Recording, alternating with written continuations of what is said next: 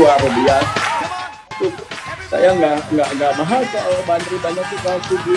Yang kedua, bahwa kita harus memelihara jiwa kita. Nah, jiwa itu apa? Pikiran, perasaan, dan kehendak. Hari ini benar-benar termasuk anak Tuhan itu digedor habis-habisan. Karena kita tahu yang namanya si jahat itu sering mengambil kesempatan dalam kesempitan. Si jahat ini sering memancing ikan di air keruh. Dalam keadaan seperti demikian ini, saatnya itu merajalela, menekan pikiran dan perasaan dengan apa? Menebar ketakutan, menebar kecemasan. Nah, itulah yang terjadi buat kita semua. Nah, saudara, satu kesaksian yang saya alami. 16 Maret kami sepakat panitia Paskah untuk berdoa. Tanggal 15 Maret Pak Jokowi mengumumkan untuk kita social distancing. Saya pikir hanya baru 1 hari, tanggal 16. Ketua panitia minta pendapat saya. Pak Freddy, apakah doa besok dibatalkan atau diteruskan? Saya pikir yang namanya doa, dan saya pikir virus itu masih terlalu jauh. Ya, baru tanggal 15. Oke, tanggal 16 kita perlu berdoa. Saya izin, mereka datang setengah 7, acara akan dimulai setengah 8. Saya izin untuk saya datang terlambat jam 7:15. Saya bilang saya nggak ikut makan karena saya harus main tenis dulu. Saya nggak ada olahraga, hanya 1 minggu sekali bisa. Oke, saya datang jam 7:15 dengan wakil saya. Disitulah terjadinya pertemuan, ada doa, ada firman Tuhan. Kebetulan saya diminta untuk menyampaikan firman Tuhan. Ada pemimpin pujian. 16 Maret selesai, sepertinya nggak ada apa-apa. Tiba-tiba tanggal 23 Maret, saya ditelepon oleh ketua panitia. Pak Freddy sehat? Saya bilang sehat. Pak Freddy tahu teman kita yang mimpin pujian, dia ikut doa pengurapan tanggal 11. Waduh, saudara, itu langsung saya merasa ketakutan. Tanggal 11 dia ikut pengurapan. Kondisinya bagaimana? Kenapa? Dia kena. Udah merasa meriang. Saya lihat foto saya. Ternyata betul saudara, dia duduk di sebelah saya. Waduh, saudara, itu malam itu betul-betul saya bergumul. Saya sih badan merasa sehat, saudara. Tapi yang saya khawatirkan apa? Saya carrier. Saya khawatirkan istri saya. Istri saya tuh punya hipertensi. Wah, mulai serangan dalam pikiran saya. Kalau saya carrier membawa ke istri saya, bagaimana akibatnya? Kan kita tahu sendiri yang namanya pengumuman dari dokter-dokter, yang namanya hipertensi jantung, diabetes, itu menguntungkan. Berat. Itu hari-hari yang saya lewati betul-betul dengan tekanan yang sangat. Saya baru merasakan hari-hari itu terasa panjang. Belum ditambah lagi 2 harinya ketua panitia bel saya, dia pun kena. Dan teman saya juga yang namanya direktur sudah kena. Jadi dalam pertemuan itu dari 1 orang kena 2 orang. Waduh, itu hari ke-8, hari ke-9 sampai hari ke-14 itu hari-hari yang saya lewati dengan tenang. Saya berjuang mengatasi rasa takut. Rasa takut itu kalau saya takut nularin carrier untuk istri saya. Dan saya nggak berani bilang sama istri saya. Karena saya takut ceritakan, dia merasa beban. Malah nanti fisiknya ngedrop gitu. Yang nggak sakit bisa jadi sakit. Demikian itu betul-betul yang saya alami. Baru saya merasakan hari-hari itu teramat panjang. Biasanya kan hari itu terasa cepat, Natal udah ketemu Natal lagi, pas saya ketemu, bahwa itu nunggu 6 hari, nunggu 14 hari itu hari-hari yang betul-betul sangat-sangat saya lawan itu. Tapi saya bersyukur ada Tuhan yang tolong saya. Maka ketika saya dalam keadaan kalut, dalam keadaan ketekanan, nggak ada jalan lain bagi saya. Saya harus mendekat terus. Saya berusaha terus berdoa, membaca firman, memasukkan firman Tuhan sebanyak-banyaknya di dalam pikiran saya. Puji Tuhan, hari-hari itu saya lewati dengan teramat baik. Walaupun tekanannya sangat berat, saya masih bisa tidur nyenyak besok pagi dalam keadaan sehat. Karena saya tahu, ketika jiwa saya nggak sehat, maka tubuh saya juga akan menjadi nggak sehat. Maka saya jaga sekali tubuh, jiwa saya, pikiran saya, perasaan seperti ini. Belum lagi, tadi saya katakan, dapat lagi berita, saudara, mengenai ini ekonomi bakal berkepanjangan, bisa 1 tahun, bisa 2 tahun pemulihan. Wah, ditambah itu Bapak. Saya punya karyawan 200. Saya mulai berhitung-hitung, saudara. Kalau harus tutup, berapa keluar uang yang harus saya keluarkan? Wah, itu nggak bisa membayangkan, saudara. 200 karyawan yang harus saya tanggung seperti begitu. Bagaimana saya mengatasi itu, mengatasi rasa ketakutan tadi? Karena saya tahu jiwa saya harus terpelihara semula. Ini nggak menurut. Kalau ketakutan itu, ya kita semua kalau takut itu wajar. Yang nggak wajar itu kalau ketakutan itu menghantui, akhirnya ketakutan itu menjadi benalu.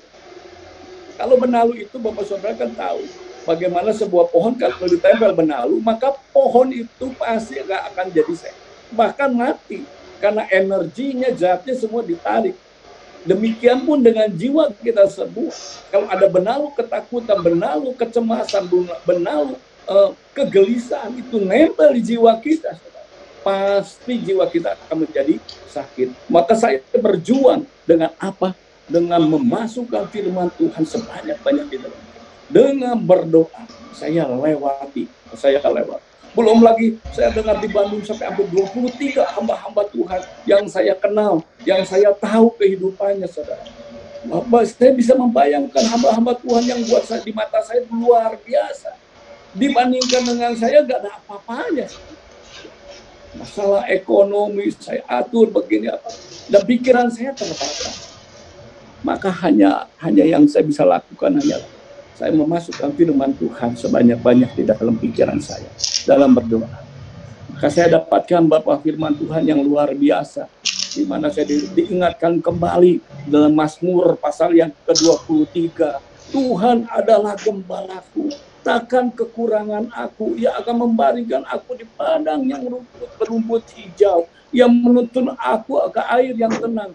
Sekalipun aku berjalan di dalam lembah kekelaman, aku tidak takut bahaya, karena ada tongkat dan gada Tuhan yang menghibur. Bahkan Tuhan akan mencukupkan segala sesuatu. Itu firman Tuhan yang memberkati saya. Sekalipun aku berjalan di dalam lembah kekelaman, ada tongkat kan. Nah, kita nggak bisa lari, Bos. Dalam keadaan menghadapi virus corona ini, kita nggak bisa lari. Kalau saya bisa lari, saya akan lari ke planet lain yang nggak ada virus, ya. Tapi kita nggak bisa lari dalam keadaan seperti ini. Itu harus kita hadapi, saudara.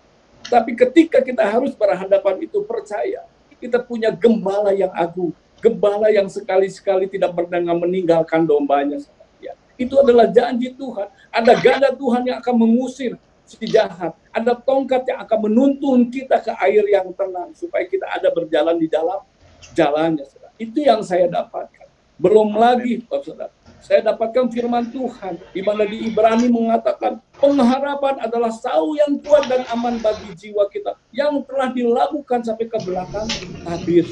Artinya saya harus percaya dan saya harus berharap, karena pengharapan kepada Tuhan tidak sia-sia. Itu firman Tuhan yang memberkati saya. Bagaimana saya harus bisa mengatasi krisis ini, saudara. Maka jiwa saya harus sehat. Jiwa saya harus sehat, tubuh saya harus sehat. Nah, yang saya mau sampaikan, saudara, bukan hanya percaya, bukan hanya dengan berharap. Saya membaca sebuah buku khusus untuk Full Gospel Businessman Fellowship Indonesia. kita punya satu buku yang luar biasa, yang namanya Ultimate Mission, di mana saat sekarang ini, saatnya kita semua bersatu, menjadi satu dengan Tuhan. Dalam keadaan seperti ini, hari-hari ini kan kita punya waktu teramat banyak. Nah, waktu-waktu inilah kita harus menjadi satu dengan Tuhan. Harus menjadi satu dengan Tuhan. Bapak Saudara, ketika kita menjadi satu dengan Tuhan, maka pikiran kita adalah pikiran Tuhan. Maka perasaan kita adalah perasaan Tuhan. Maka tindakan kita adalah tindakan Tuhan. Maka perkataan kita adalah perkataan Tuhan. Maka iman kita adalah iman Tuhan. Ketika kita menjadi satu dengan Tuhan Yesus. Hari-hari ini kita terlalu banyak waktu untuk kita bergaul akrab menjadi satu dengan Tuhan. Menyelaraskan keinginan kita dengan keinginan. Mungkin hari-hari sebelumnya dibalik. Keinginan Tuhan diselaraskan dengan keinginan kita. Tapi hari ini, ketika kita menjadi satu, kitalah yang menjadi ambil bagian menyelaraskan keinginan kita dengan keinginan Tuhan. Hari-hari inilah kita harus sungguh-sungguh menjadi satu, lebih mendekat kepada Tuhan. Bahkan bukan hanya daripada itu, maka kita akan mendapatkan di dalam pekerjaan kita, kita akan berjalan di dalam kuasa. Amin. Di dalam kita berbisnis ada kuasa Tuhan. Kita akan memiliki iman yang besar. Ya, di dalam ketika kita bersatu dengan Tuhan, kita bisa mempraktekkan kasih-Nya, bisa merefleksikan sifatnya. Bahkan ada janji Tuhan, kita akan tahu apa yang menjadi rencana-rencana Tuhan di dalam kehidupan kita. Bapak Saudara, banyak nubuatan bahwa virus corona ini akan berakhir. Akan berakhir. Pertanyaannya, apabila virus corona ini berakhir, apakah tubuh, jiwa, dan roh kita masih dalam keadaan sehat? Itu pertanyaan, saudara. Ya. Kita percaya bahwa wabah virus corona itu pasti berakhir. Ketika kita bersatu dengan Tuhan, maka yang tadi saya katakan, pikiran kita adalah pikiran Tuhan. Nah, pikiran saya, pikiran Bapak Saudara terbatas. Saya beberapa hari sempat stres. Karena saya mulai berpikir, saya mengandalkan kekuatan saya sendiri. Saya bagaimana berpikir perusahaan saya ini bisa jalan 6 bulan atau 9 bulan ke depan. Saya harus antisipasi dari sekarang, termasuk cash flow, penghematan, saya hanya bisa sebatas mikir 6 sampai 9 bulan. Kalau sampai 1 tahun, 2 tahun, saya nggak kepikir-pikir. Sampai akhirnya membuat saya stres. Tapi ketika firman Tuhan mengingatkan saya harus bersatu dengan Tuhan. Maka apa yang tidak bisa dipikirkan oleh saya, itu yang Tuhan bisa pikirkan buat saya.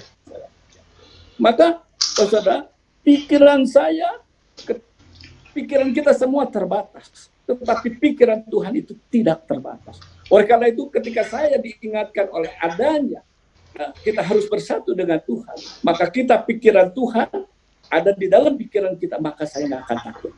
Hari ini saya nggak tahu bulan ke-10 bagaimana ke-11, tapi saya nggak takut. Karena saya punya Tuhan. Pikiran Tuhan pasti ada di dalam pikiran saya. Tuhan akan memberikan saya hikmat. Saya juga dapatkan apa? Ketika pikiran Tuhan ada di dalam pikiran kita. Dulu saya berpikir bahwa saya perlu Tuhan untuk bisnis saya. Saya harus memiliki Tuhan untuk bisnis saya. Tetapi jauh lebih dalam, saudara. Ketika pikiran Tuhan mulai masuk, lebih dalam pikiran saya berubah. Kalau saya ingin memiliki Yesus, memiliki Kristus untuk bisnis saya. Tetapi ketika pikiran Tuhan masuk, maka saya dapatkan hal yang baru. Saya memiliki bisnis untuk Yesus. Saya memiliki apa yang saya miliki, sebuah ini daripada Tuhan. Oleh karena itu, saya harus fokus kepada untuk kemuliaan Tuhan, kembali untuk itu yang Tuhan kasih dalam pikiran saya. Saya dulu memilih Yesus untuk bisnis saya. Ketika bisnis saya sudah diberkati, saya dibalik. Saya memiliki bisnis untuk kemuliaan nama Tuhan. Finishnya untuk Tuhan. Kalau itu untuk Tuhan, maka saya percaya berkat Tuhan terus senantiasa mengalir, karena ujungnya kembali untuk Tuhan, untuk kemuliaan nama Tuhan. Nah, itu pikiran yang Tuhan kasih kepada saya. Lalu bagaimana kita bisa bersatu dengan Tuhan? Bapak Saudara, tadi saya katakan inilah waktunya kita bersatu dengan Tuhan, dengan waktu yang Tuhan beri. Bersatu dengan firman-Nya. Bapak Saudara, setiap hari yang kita butuhkan firman Tuhan. Maka hari-hari ini kita banyak berdoa, kita banyak mendengar firman Tuhan, itu baik, sangat-sangat baik. Tapi Tuhan mau lebih daripada itu. Waktunya sekarang pribadi lepas pribadi punya hubungan yang akrab dengan Tuhan. Artinya bukan hanya sekedar kita mendengar khotbah, mendengar firman Tuhan, tapi kita belajar untuk menggali firman Tuhan. Pribadi lepas pribadi. Ini waktunya kita. Saya bisa kasih analogi seperti ini. Kalau kita mendengar khotbah, kita kan tahu firman Tuhan itu makanan buat roh kita, betul? Firman Tuhan itu makanan buat roh kita. Kalau ketika kita mendengar khotbah, sesungguhnya analoginya kita sedang diberi makan. Kalau orang Sunda bilang dihuapin, disuapin, ya, karena yang pengkhotbah itu biasanya yang menggali, betul? Dia cari kebenarannya, dia olah, diramu jadi bahan khotbah, jadi satu khotbah. Saya sampaikan, Bapak Ibu Saudara tinggal buka mulut, makan saudara. Ya. Tapi kalau kita bergaul akrab dengan merenungkan firman Tuhan, maka saya setuju sekali program ECBA itu program yang luar biasa. Di mana kita dituntut belajar untuk pribadi lepas pribadi dekat Tuhan dengan apa? Dengan membaca firman Tuhan, mencari rema sendiri. Maka ketika kita melakukan itu sesungguhnya kita sedang mencari makan sendiri. Ya, cari makan sendiri, diolah sendiri, diemut, dirasa sendiri, saudara. Nah, itu lebih nikmat, saudara. Itu lebih menyatu. Saya tekankan juga, saya bagikan. Gitu. Hari-hari ini Tuhan mau waktunya kita pribadi lepas pribadi bergaul akrab dengan Tuhan. Dengan apa? Dengan firman Tuhan. Dapatkan remanya setiap hari. Dapatkan remanya setiap hari. Hubungan kita dengan Tuhan itu seperti Yohanes 15 ayat 15 mengatakan, kamu bukan lagi hamba. Kalau hamba tuh nggak tahu apa yang diperbuat oleh Tuhan. Tetapi kamu adalah sahabat. Jadi hubungan yang Tuhan mau adalah hubungan kita bukan lagi dengan kita sebagai hamba Tuhan, tapi sahabat seperti Abraham. Kalau sahabat itu firman Tuhan mengatakan kalau sahabat itu tahu apa yang berbuat Tuhan, rencana ke depannya tahu karena seorang sahabat. Maka ketika kita bersatu dengan Tuhan, kita menempatkan diri menjadi sahabat, maka ada rencana-rencana besar yang Tuhan berikan ke Tuhan akan beri kita satu penglihatan, satu visi yang baru buat kita. Karena kita dekat dengan Tuhan. Kita akan baca tentang ini di dalam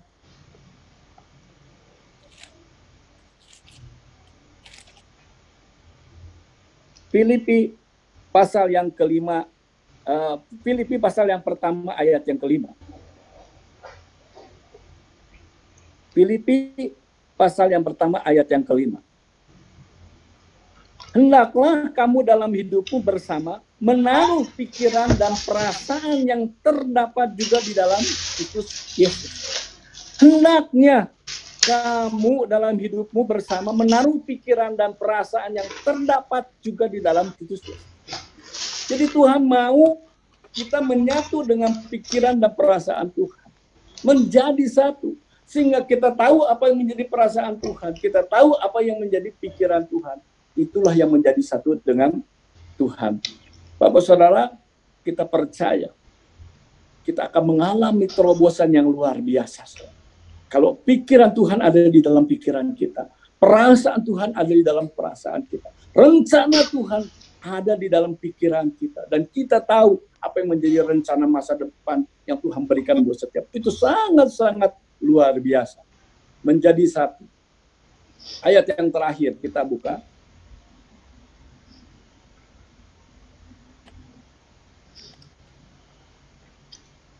Dua Timotius pasal yang pertama ayat yang ke-7. 2 Timotius pasal yang pertama ayat yang ke-7. 2 Timotius pasal yang pertama ayat yang ke-7. Sebab Allah memberikan kepada kita bukan roh ketakutan, melainkan roh yang membangkitkan kekuatan, kasih, dan ketertiban.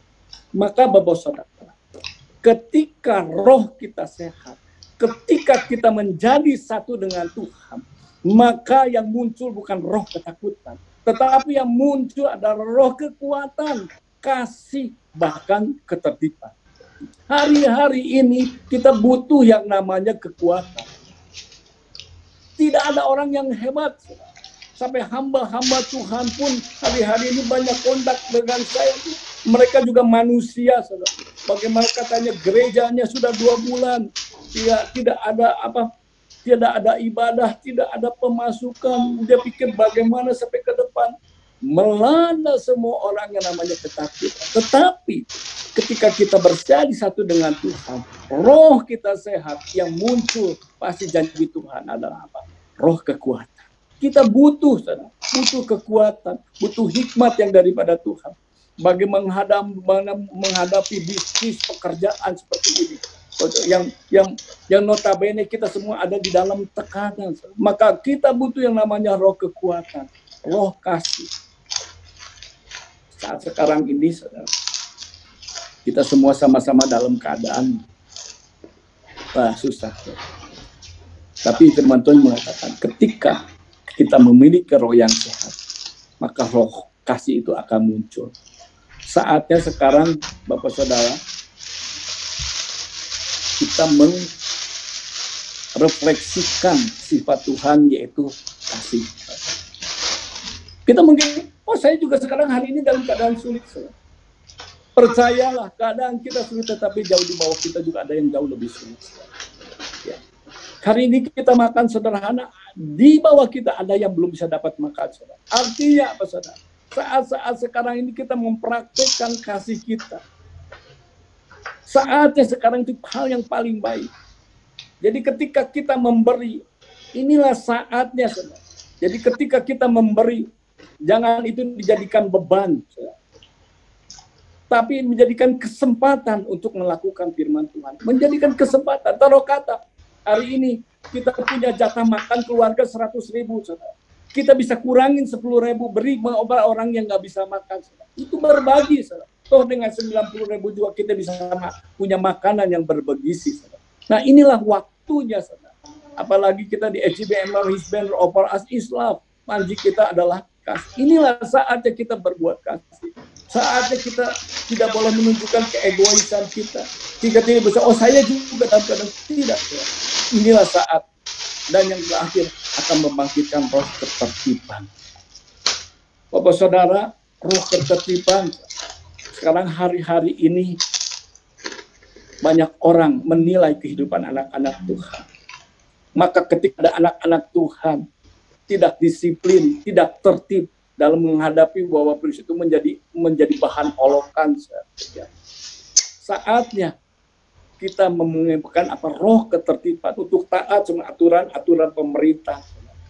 Kalaupun keluar kita harus pakai masker, ikutin aturan-aturan. Itulah bentuk iman orang anak-anak Tuhan. Punya roh ketertiban.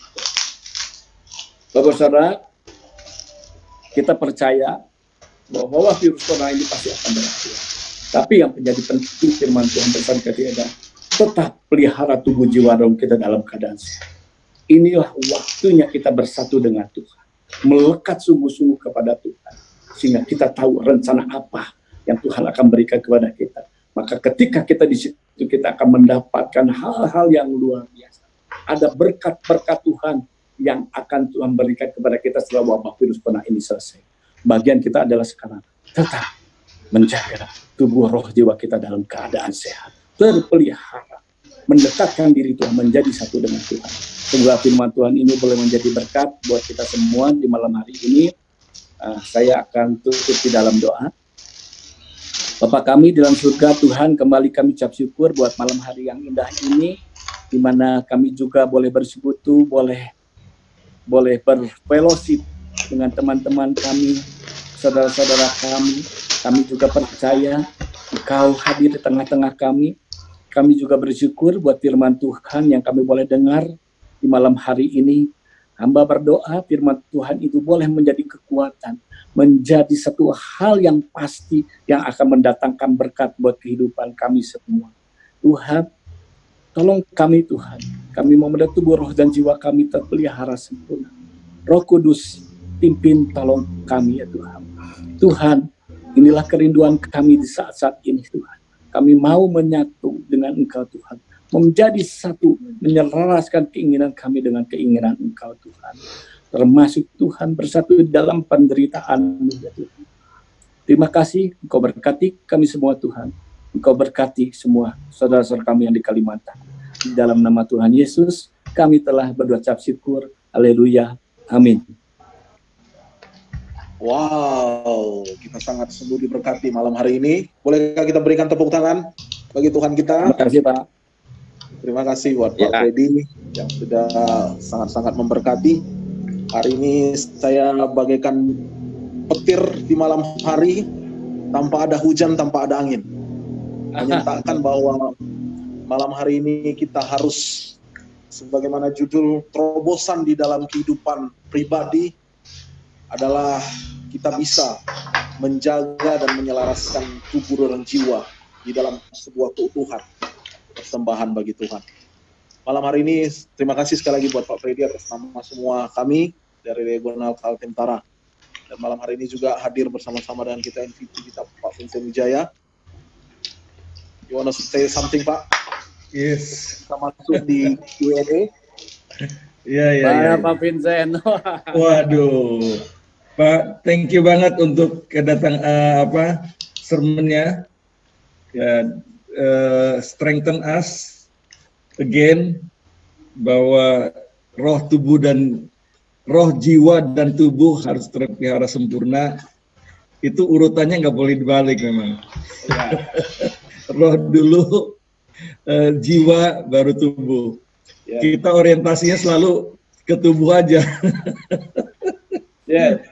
Apalagi di saat-saat COVID-19 ini. Harusnya tiga-tiganya itu benar-benar prioritas pertama adalah roh kita, yaitu hati kita sama juga ya. Jagalah hatimu dengan segala kewaspadaan karena dari sanalah terpancar seluruh kehidupan. Jadi roh kita adalah inti daripada kehidupan. Maka Paulus mengatakan nggak mungkin salah urutannya.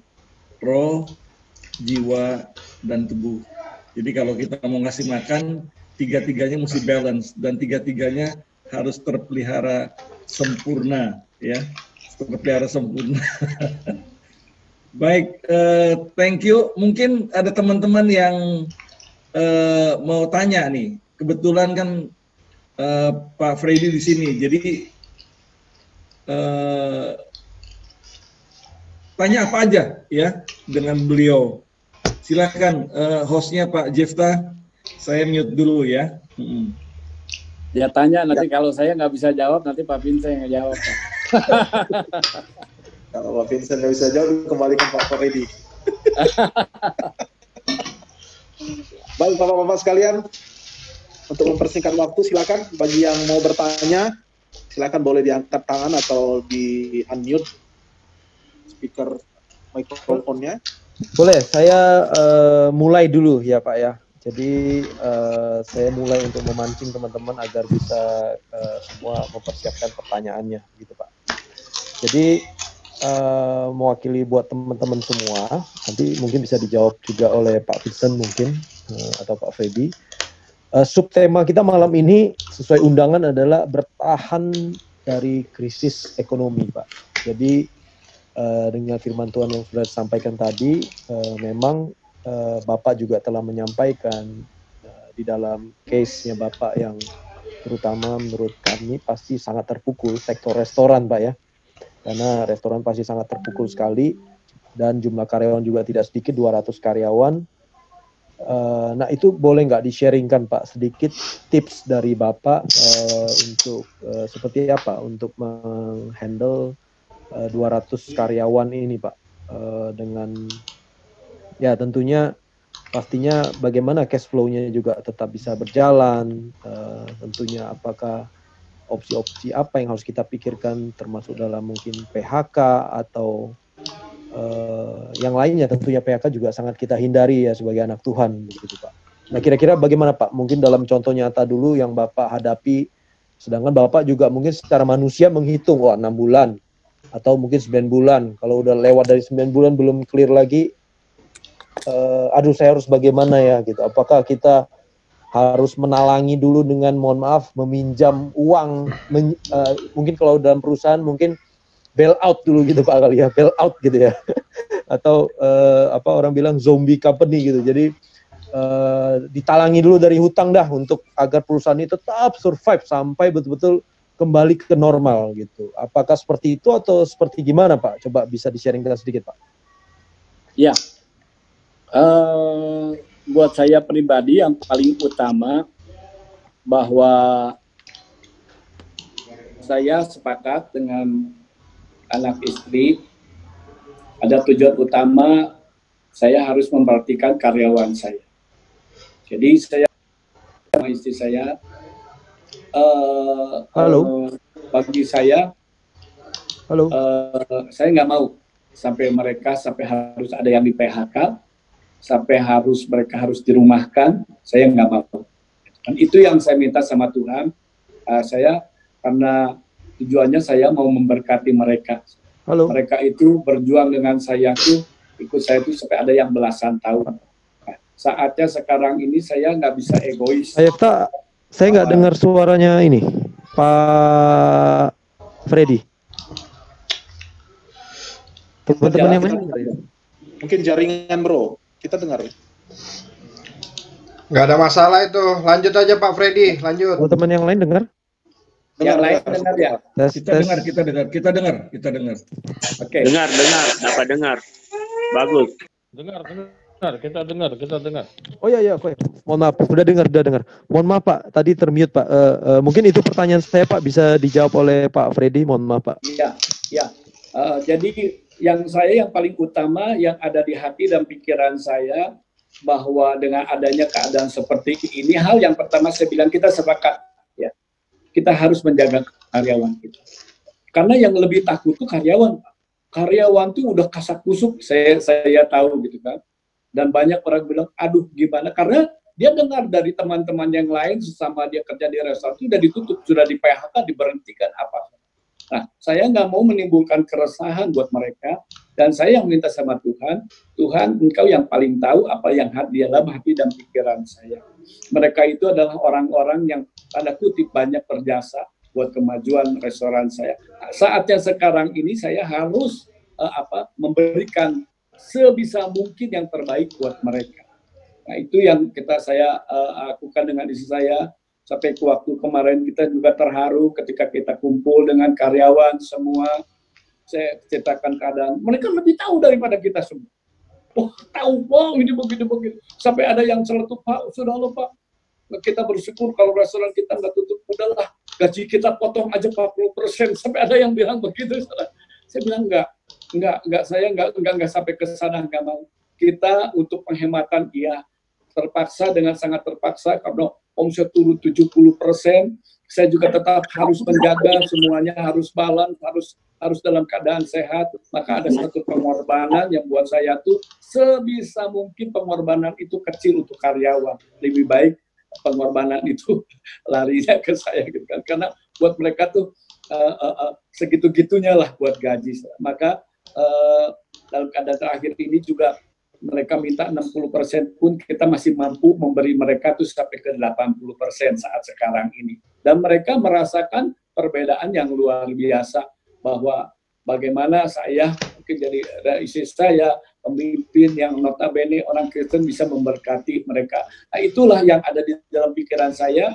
Tentu saja Tuhan juga memberikan saya juga hikmat-hikmat yang lain, di mana kita mulai tingkatkan promo kita sebisa mungkin. Saya menghitung lebih cermat untuk 6 bulan, 7 bulan, 8 bulan ke depan yang tadi saya katakan. Yang buat saya, kalau untuk 1 tahun saya belum bisa kepikir, saudara, akibatnya seperti apa gitu. Apa nanti harus tahun saya terus tutup atau gimana. Nah, jadi ada hal-hal yang tidak bisa saya pikirkan, yaitu saya perlunya Tuhan seperti itu. Nah, untuk penghematan jelas ya. Untuk cash flow saya atur sedemikian rupa. Ya, saya kalau bilang jujur, cash flow saya hanya bisa sebatas 6 sampai 9 bulan. Kalau lewat sana, saudara, saya harus kan ratusan juta saya harus keluar. Saudara, mungkin ada satu-satu yang harus saya jual asetnya gitu kan. Kalau jual aset kan, saudara, dalam keadaan seperti begini kan, berat, saudara, yang harga 15 miliar bisa jadi 10 miliar, saya yakin Tuhan tolong, nggak akan sampai seperti itu. Tapi saya berusaha dengan apa yang saya bisa, yang Tuhan kasih hikmat saya seperti itu. Saya sangat percaya bahwa Tuhan pasti akan tolong saya. Tuhan akan memberikan saya hikmat seperti apa. Dan mereka juga sekarang karyawan saya itu dengan saya sikap saya seperti itu. Mereka merasa sekali sampai tanpa diperintah. Dia bilang sama istri saya apa? Dia cari nomor langganan. Dia kontak satu-satu langganannya. Langganannya seperti itu. Bapak Ibu mau pesan ini apa? Sampai demikian, saudara. Maka kita ketolong sekali gitu, saudara, dengan aktifnya karyawan seperti itu, saudara. Nah, itu imbal baliknya sikap saya kepada karyawan seperti imbal baliknya karyawan juga memberikan satu hal yang baik tanpa diperintah. Dia telepon satu-satu karyawannya mau pesan, maka adalah peningkatan pesan-pesan. Nah, itu yang paling bisa saya lakukan saat sekarang gitu. Ya, penghematan pasti, menjaga cash flow pasti, biaya-biaya yang bisa ditunda saya tunda dulu semuanya gitu kan. Itu yang saya lakukan seperti itu. Ya. Baik, terima kasih Pak atas jawabannya. Sudah cukup menjawab, Pak Lison? Oke. Baik. Mungkin dari teman-teman lain ada yang ingin ditanyakan? Ini waktu paling berharga loh. Karena Pak Freddy ini kalau nggak pandemi nggak bisa kita jadwalkan. Agak susah menjadwalkannya karena full. Ya. Jadi di sisi pandemi ini ada negatif, ada positifnya juga, Pak. Jadi pembicara-pembicara handal itu bisa kita undang anytime. Baik, dari teman-teman dari Tanjung Selor, Pak Mario, Pak Kikim, ada yang mau ditanyakan? Oke, kalau gitu Pak Jackson Simanjuntak dari Balikpapan. Pilrep kita ya. Silakan Pak. Oke, selamat malam buat semua. Salam kenal Pak Freddy. Ya, selamat malam Pak. Aduh, luar biasa. Terima kasih Pak. Pemimpin-pemimpin seperti Bapak yang dibutuhkan Indonesia ini Pak. Luar biasa. Jadi itu memang kesaksian yang luar biasa ya, karena mungkin keberlangsungan karyawan itu yang paling utama lah pada saat ini. Jangan kita menambah pengangguran, kalau bisa menciptakan lapangan kerja kan gitu ya Pak Freddy ya. Iya. Iya. Tapi mungkin bisa nggak kepada Pak Freddy, mungkin juga Pak Vincent, kondisi ekonomi saat ini, gambaran ke depan kan kita sudah pernah diterangkan Pak Vincent. Kalau kondisi saat ini mungkin kurang tempat berinvestasi, mungkin kurang tempat untuk berbelanja, atau pada saat ini kita harus pegang fresh money atau gimana gitu loh. Ini secara ekonominya lah mungkin kita, supaya nanti teman-teman yang lain juga bisa punya gambaran gitu. Siapa tahu ada mau rencana beli tanah di mana atau mau beli rumah di mana. Nah, padahal mungkin beli KPR dibawa waktu mau nyicil udah nggak mampu lagi tengah jalan kan gitu.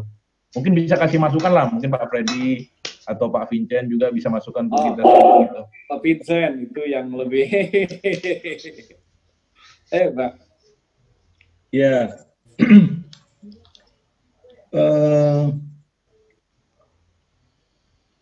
overall tergantung ya. Yang jelas ini kan sisinya di sisi punya uang atau bisa pinjam. Kalau dulu pinjam itu kan situasinya udah nggak mungkin lagi. Jadi bank-bank pun menahan semua ya. Kalau bisa nggak dipinjamin. Kalaupun ada fasilitas pun sekarang udah diblok. Jadi kalau saya ngelihatnya gini, kalau masih ada uang tunai dan idle cash, ada beberapa investasi yang bisa dikonsider sebetulnya. Justru krisis seperti ini adalah pada saat ada opportunity sebetulnya. Tapi sekali lagi, tadi kan Pak Freddy udah ngomong, kalau kita bersatu dengan Tuhan, hikmatnya akan jadi hikmat kita, kebenarannya menjadi kebenaran kita, ya, dan imannya menjadi iman kita, dan seterusnya. Jadi oneness with Christ. Jadi yang terbaik itu adalah Anda tanya sendiri kepada Tuhan, what should we do?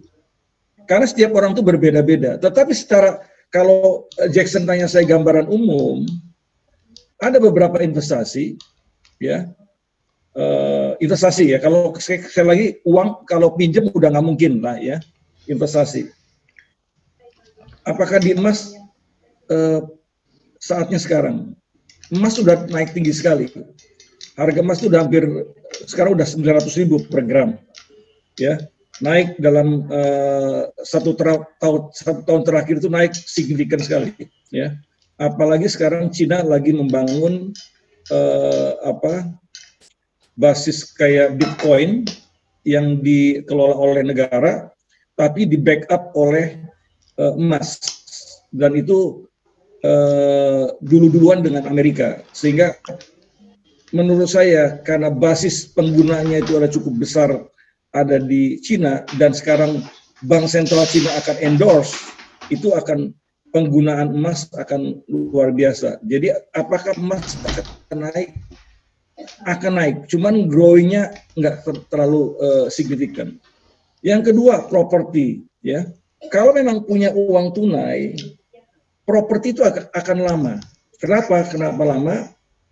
Ingat, di mana situasi krisis banyak perusahaan yang gulung tikar, banyak jaminannya itu kan fixed asset, rumah, tanah atau bangunan.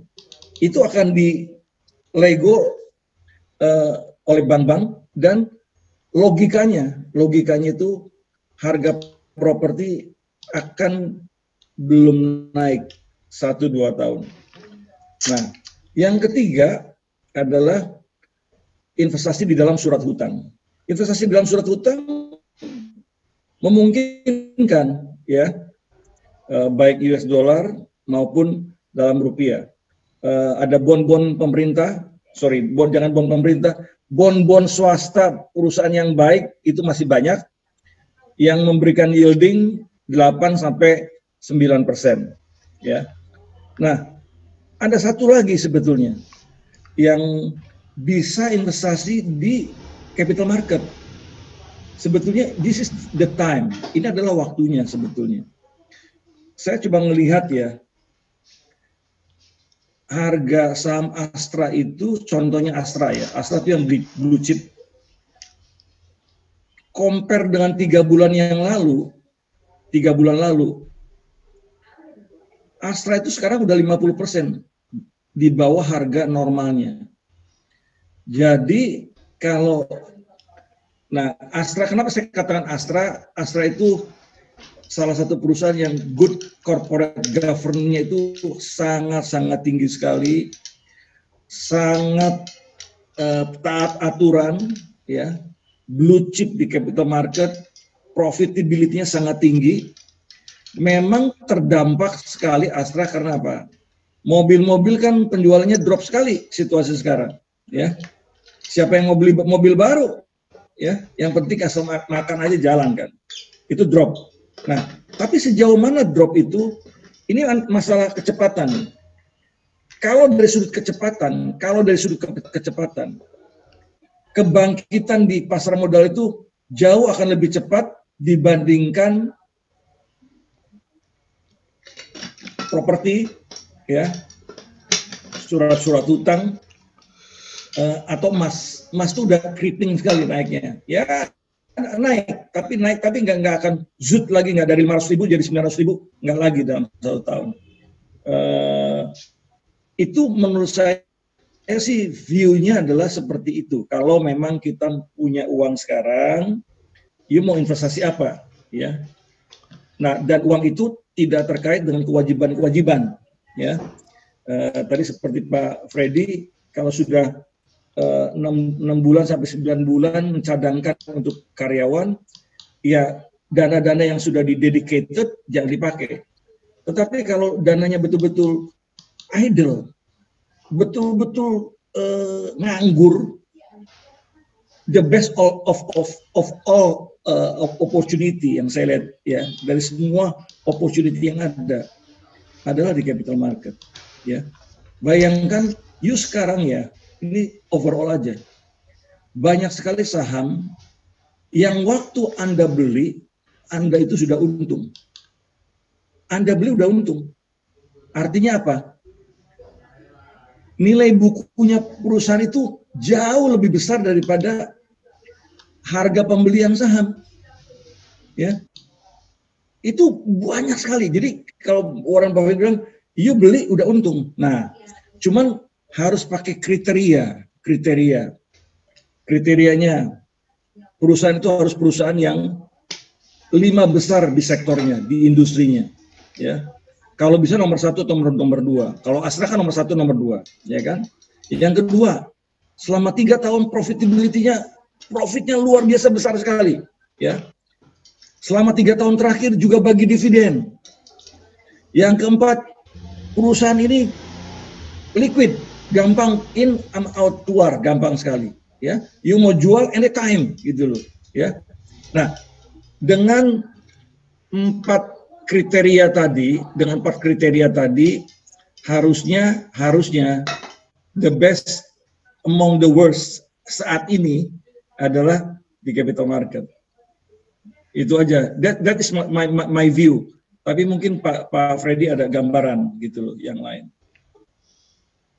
Silakan. Jackson, clear? Clear Pak, clear. Tapi mungkin sedikit Pak, itu tadi sangat oke Pak. Makasih banyak Pak. Gambaran Bapak antara kondisi ekonomi. Ini kan lagi ada perang ekonomi ya, antara Amerika dengan Cina. Kira-kira menurut Bapak nanti ini ke depan gimana nih? Karena kebetulan kan Cina kan sudah keluar dari COVID, sementara Amerika lagi diserang gitu. Dampaknya ini kira-kira ada nggak pengaruh ekonomi ke negara tersebut gitu loh Pak? Yang pertama akan rebound adalah ekonomi Cina, ya. Yang pertama rebound karena dari berbagai penjelasan makroekonomis dari beberapa ekonom dan ahli-ahli, di mana Amerika itu tahun ini minusnya luar biasa, grow-nya minus. Kalau Cina mungkin minusnya tuh nggak begitu banyak. Indonesia so far mungkin hanya bisa tumbuh dengan 2% dari yang diestimate 5%. Jadi harusnya dalam persaingan antara trade war ini, Cina yang akan keluar sebagai pemenang kalau menurut saya, ya. Juga ingat loh, Cina itu didukung oleh 1,4 miliar daya beli, ya, daya beli, dan juga ingat juga dia itu adalah central government, jadi pemerintah sangat dikuasai oleh pemerintah, sangat dipimpin oleh pemerintah, sehingga apa-apapun akan berjalan cepat gitu loh. Kalau Amerika ini kan demokrasi, antara Demokrat dengan Republik aja kan bisa gontok-gontokan terus, presidennya dengan gubernurnya gontok-gontokan. Jadi ingat firman Tuhan jadinya sebetulnya.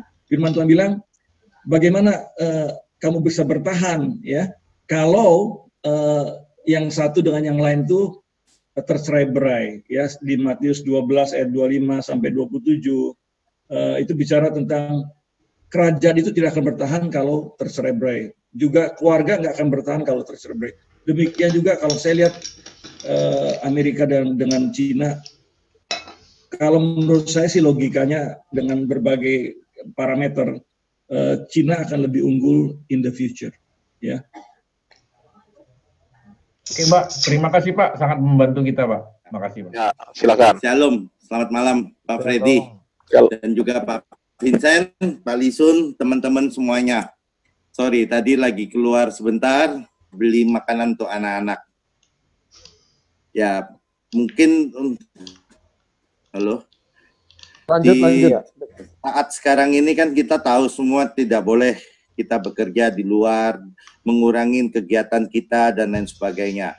Memang kalau kita lihat persoalan yang terjadi untuk orang yang usahanya tidak bisa berjalan lancar, tentunya kan membayar gaji karyawan dan lain sebagainya itu pasti menjadi kendala. Ya, selain itu juga ada yang tidak bisa bekerja sama sekali, harus dirumahkan. Nah, untuk menguatkan mereka, tentunya kan kita selalu berpedoman percaya kepada Tuhan. Pasti semua ini akan berlalu dan juga kita berusaha menguatkan teman-teman. Nah, boleh nggak saya mendapatkan ayat-ayat firman Tuhan yang bisa menguatkan mereka, Pak? Sehingga mungkin itu akan saya bagikan ke teman-teman yang ibaratnya dia mungkin sempat putus asa dan lain sebagainya, sehingga buat dia menjadi satu pegangan hidup yang menguatkan dia untuk bisa bertahan dalam kondisi saat ini. Mungkin itu pertanyaan dari saya. Ya, terima kasih.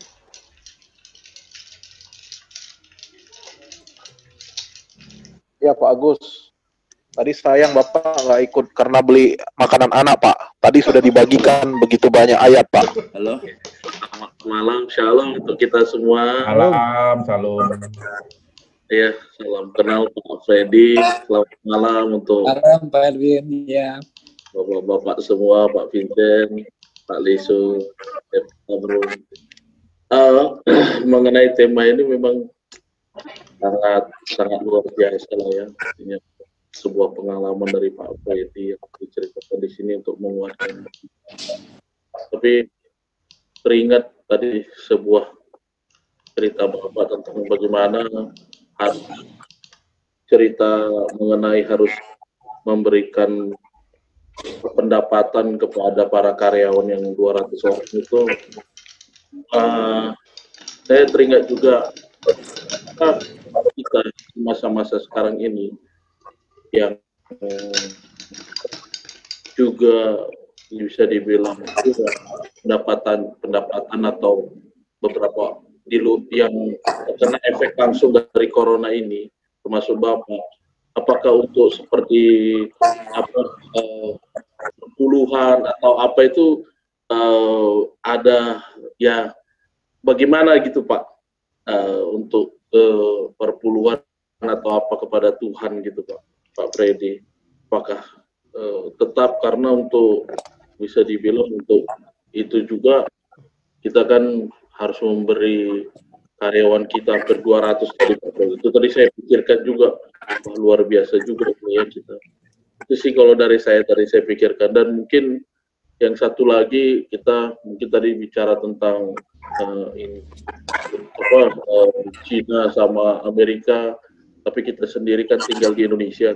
Indonesia ini sebenarnya bagaimana kira-kira beberapa bulan ke depan ini, apakah akan lebih baik atau justru akan lebih buruk?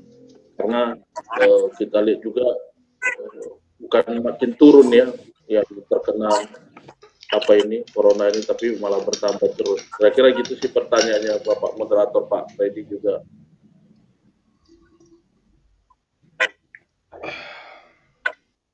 Ya, terima kasih Pak Erwin Manulang. Silakan Pak Freddy. Buat malam, terima kasih Pak buat ini. Kalau buat saya pribadi, kalau soal perpuluhan itu saya punya satu prinsip, itu memang bukan milik saya. Itu ada milik Tuhan yang memang saya nggak bisa tawar-tawar, Pak, gitu kan.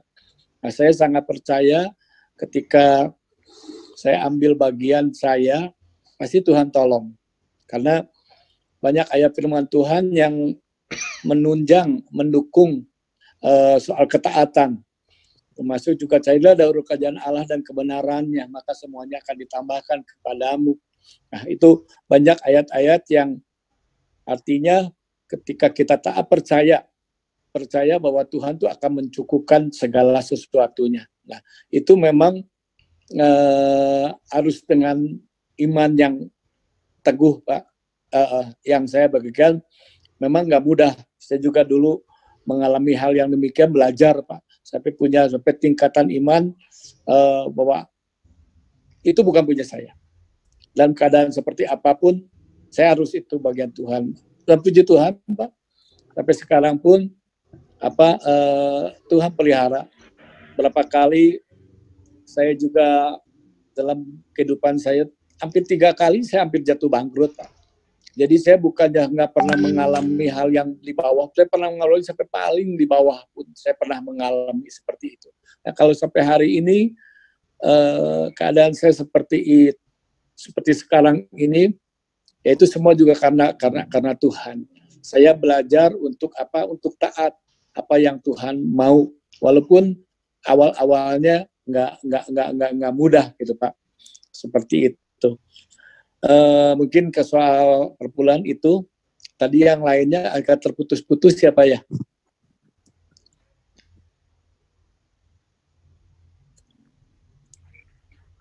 Ya,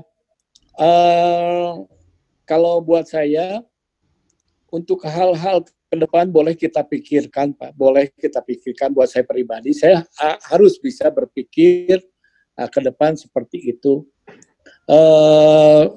Tapi saya akan menutup yang namanya ketakutan, gitu, Pak. Saya sekedar tahu harus, Pak. Boleh. Oh, keadaan ini nanti seperti apa.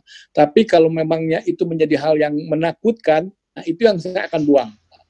Saya hanya sekedar tahu.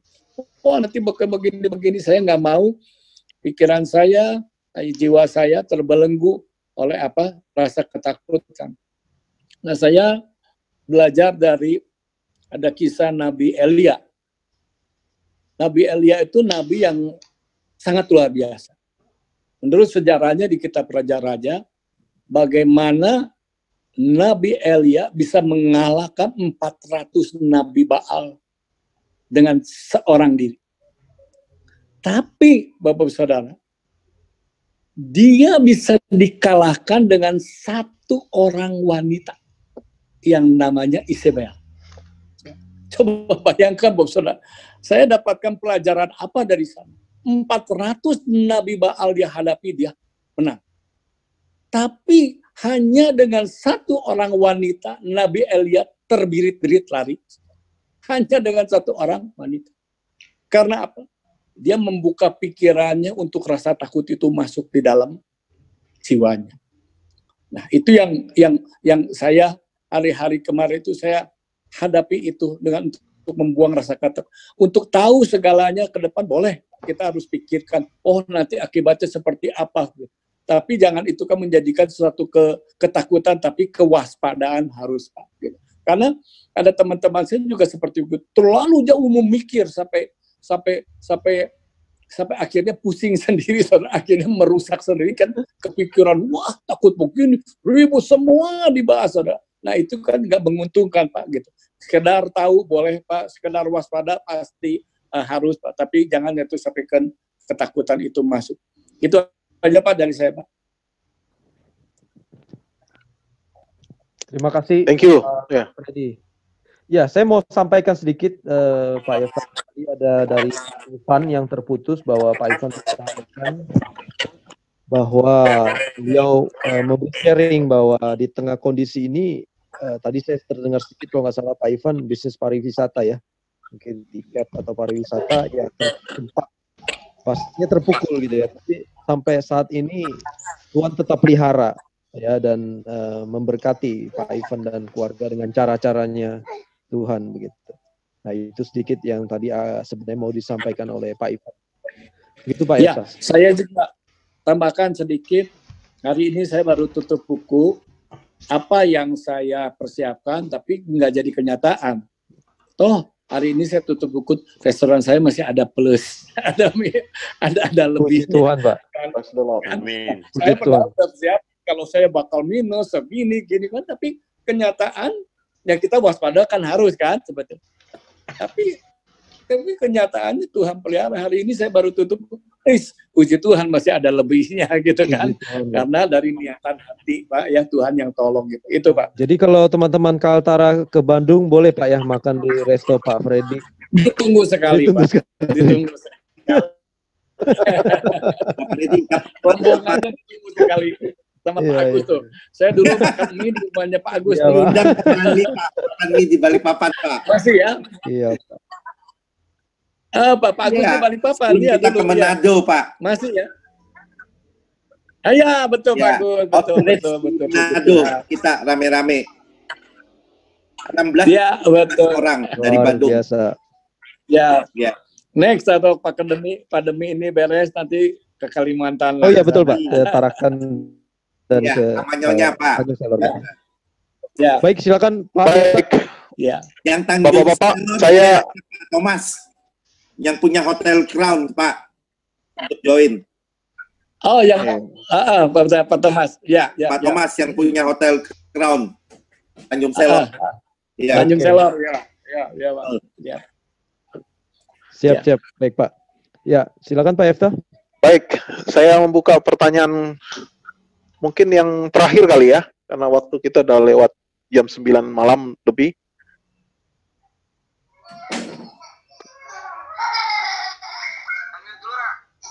Dari Pak Seron Purba ada yang mau ditanyakan?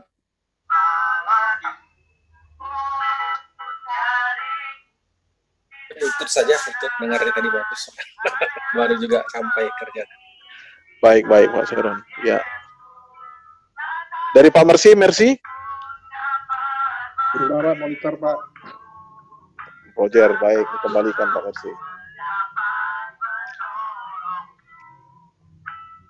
Baik, kalau dari teman-teman sudah tidak ada pertanyaan, saya mungkin akan menutup satu pertanyaan lagi ke Pak Freddy. Tentunya begini, yang kita lihat dalam menghadapi krisis ini, yang dalam konteks terbatas ruang gerak kita, tentunya ada sebuah nilai yang tidak terlepas atau value yang mungkin Pak Freddy hidupi dan mungkin itu diterapkan dalam dunia usaha yang dianugerahkan Tuhan. Yang pada hari ini kita lihat buahnya. Tadi Pak Freddy sudah sampaikan bahwa karyawan bisa memiliki spirit, rasa memiliki usaha itu, sehingga dalam krisis ini bersama-sama menanggung beban itu. Yang saya ingin tanyakan ke Pak Freddy, tentunya untuk menghadapi pandemi ini kan kita tidak ada yang siap. Siapapun tidak siap, even kita dan pejabat-pejabat tinggi negara manapun tidak ada yang siap. Dan kita bisa lewati ini, bisa hadapi ini, dan punya hati, mereka punya hati untuk terbeban dalam usaha ini. Untuk tadi seperti Pak Freddy sampaikan, mereka yang telepon klien untuk encourage mereka lah untuk mereka bisa order, whatever lah yang dilakukan. Artinya mereka bisa mengambil bagian beban yang ada di owner untuk mereka ambil ini menjadi tanggung jawab bersama-sama. Kira-kira nilai dan value apa yang Pak Freddy terapkan selama beberapa bulan sebelumnya, mungkin bertahun-tahun sebelumnya, yang itu mungkin hidup, bertumbuh, berkembang sehingga itu menghasilkan buah hari ini, walaupun kelihatannya kecil. Itu yang pertama Pak. Dan yang kedua ini mungkin hanya sekedar supaya pemahaman teman-teman yang lain yang mungkin hari ini menghadapi, ya mungkin ada di berkecimpung di dunia usaha yang kayak saya pribadi Pak, kami kan menjalani usaha yang sport, ibaratnya ada proyek kami kerjakan, Artinya dengan di stop seperti ini, PJTKI juga sudah membuat lampu hijau bahwa tidak ada salahnya karyawan itu dirumahkan, tidak dipecat. Artinya diberikan penjelasan dalam konteks itu ada musyawarah kedua belah pihak sepakat gitu kira-kira Pak. Jadi bukan artinya jangan berpikir nanti seolah-olah kita merumahkan karyawan kita yang ini bahwa itu menjadi sebuah dosa tanda kutip kira-kira gitu Pak. Silakan Pak Freddy. Ya, kalau dari awal saya punya satu prinsip bahwa karyawan itu adalah mitra buat saya. Saya nggak anggap itu dia karyawan, tapi rekan bisnis buat saya. Jadi itu yang menjadi satu rumahnya, satu prinsip buat saya bahwa mereka itu bukan karyawan tapi mitra. Jadi dengan adanya prinsip seperti itu, arah perjalanan pun akan keluar seperti itu. Jadi kalau saya Freddy, itu mikrofonnya Pak di unmute Pak. Iya Pak. Yang lain jelas Pak? Kalau di saya jelas sih. Kalau di saya jelas. Mungkin di saya jelas. Ya. Oh ya, mohon maaf Pak Freddy, bisa diulangi Pak. Tadi di unmute. Habis tak? Oke. Sorry. Ya, silakan Pak. Jadi yang pemahaman yang pertama bahwa yang Tuhan kasih ke saya bahwa karyawan itu adalah buat saya pribadi, buat istri dan anak adalah teman berbisnis. Jadi satu prinsipnya di sana yang jadi dasarnya di sana. Maka langkah-langkah kebijakan saya kita semua nggak terlepas dari sana. Artinya juga kalaupun saya untung, karyawan pun ikut untung besar, gitu kan? Seperti itu. Jadi jalan bersama-sama. Saya nggak mau pakai prinsip-prinsip istilahnya kalau orang itu ngakalin dengan dengan kerja harian terus ada 2 bulan 3 bulan. Setelah itu diakalin keluar, masuk lagi cari karyawan seperti itu biar dapat selalu itu yang murah. Gitu. Saya nggak mau pakai cara-cara seperti itu karena buat saya itu buat hati nurani dan firman Tuhan itu sungguh nggak kena buat saya. Gitu. Maka sampai karyawan saya pun sekarang sampai ke umur 50, 60 karena saya prinsip seperti itu. Saya bilang selama kamu masih berkarya, masih bisa setia buat saya nggak ada umur pensiun. Ya, orang mungkin takut, aduh Pak, saya udah 55 nggak apa-apa. Ya penting jaga kesehatan, masih ada ini 60, 62 pun, 65 pun saya ini karena buat saya tuh saya juga harus mengingat mereka tuh bagian dari kemajuan restoran kami gitu. Nah itu satu prinsip yang saya pegang teguh gitu. Dalam keadaan kesulitan seperti ini juga kali pertama saya menghadapi kesulitan yang sangat-sangat besar. Nah karena saya dari pertamanya prinsipnya seperti itu. Nah hari ini juga kita diuji. Apakah saya masih menyimpang dari apa yang saya prinsip yang saya pegang bahwa mereka itu mitra gitu kan, istilahnya senang-senang bareng, susah-susah jangan susahnya kamu bukan susahnya saya gitu kan, seperti itu karena kita mitra. Nah puji Tuhan saya lewati itu dengan ambil kebijaksanaan, saya atur karena yang tadi saya katakan Tuhan pelihara dengan luar biasanya gitu kan. Nah itu yang value yang saya tanamkan, yang saya dapatkan, yang saya bagikan seperti itu, menganggap karyawan itu mitra teman-teman bisnis. Itu Pak. Thank you Pak Freddy, luar biasa, sebuah nilai memberkati kita dan terbukti penyertaan Tuhan ini hari ini tutup buku masih plus Pak ya. Ada plus Pak, puji Tuhan. Yang saya tadinya pikir, waduh, mesti ratusan juta nih, berapa nih? Bukti penyertaan dan pemeliharaan Tuhan, dahsyat Tuhan kita Pak. Iya, dahsyat Tuhan. Kita rindu sebenarnya masih berlama-lama dan berlarut-larut malam bersama-sama, cuma bapak-bapak kita juga perlu istirahat. Iya, Pak. Sebagaimana tadi sudah dihimbau di awal, Ya. 7-8 jam Pak ya. Oke. Kesehatan tubuh juga kita harus pelihara. Ya, baik. Okay, Pak. Mungkin itu saja yang bisa kita sharing, tampilkan wajah kita semua. Kita mau tutup di dalam doa. Dan saya terima kasih Lisun, terima kasih Jefta. Pak Freddy, atas nama Kalimantan Utara ya, dan juga Kalimantan Timur, saya on behalf of sebagai National Vice President untuk Kalimantan dan juga Australia, mengucapkan terima kasih yang luar biasa, yang sebesar-besarnya untuk pelayanan Pak Freddy. Pak Freddy ini benar-benar, I know, saya tahu bagaimana beliau itu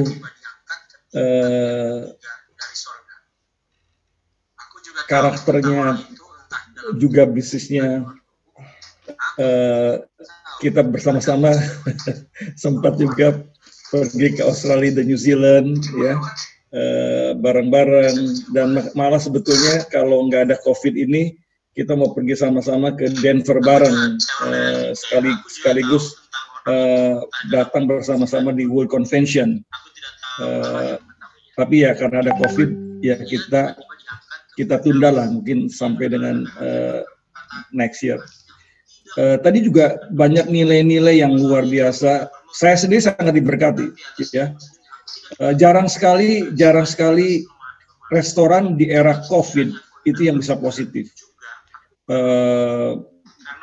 Rata-rata drop 70-80%, tapi pandan wangi itu memang, pandan itu kan sudah wangi ya, ditambah wangi lagi ya memang jadi lebih wangi gitu ya. Nama restorannya namanya Pandan Wangi, jadi tolong catat teman-teman kalau ke Bandung, Pandan Wangi itu one of the best Sundanese restoran.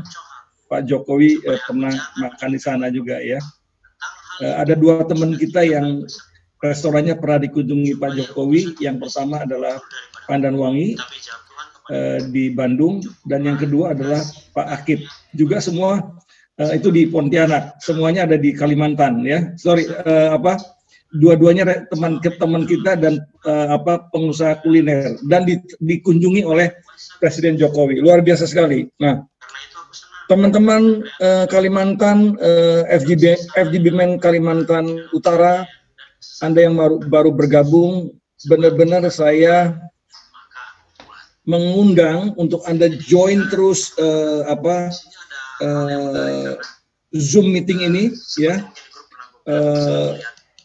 Anda akan betul-betul diberkati dengan berbagai pengalaman yang nyata, yang dialami dan dihidupi, itu yang paling penting. Makanya tadi kan seperti sharingnya Pak Freddy itu dihidupi, makanya ada power, ada kuasanya gitu ya.